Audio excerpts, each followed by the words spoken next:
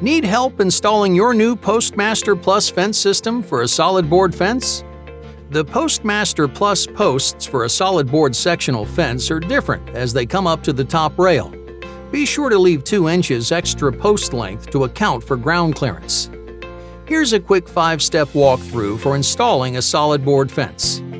First, locate your property's boundary lines, then stake the locations of each corner and gate post well within the property line. Line posts should be spaced the length of your rail up to 8 feet plus 2 inches on center. Second, locate and set the posts.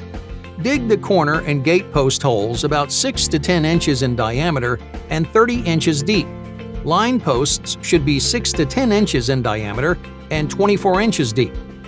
The height of the fence pickets should be 8 inches above the top rail and 8 inches below the bottom of the bottom rail.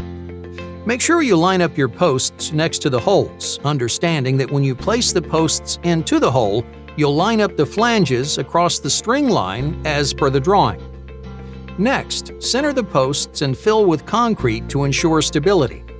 Make sure the posts are plumb, square to the fence line, and set to the correct height. Third, install the top, middle, and bottom rails alongside the hat section of the post. We recommend using number 9 or number 8 countersunk deck screws to attach the rails to the PostMaster Plus. Fourth, install the pickets about 2 inches above ground level. Fifth, finish your installation by adding 1x6 cover boards over your PostMaster Plus posts, 2 inches up from the ground to the top rail. Congratulations on a successful installation!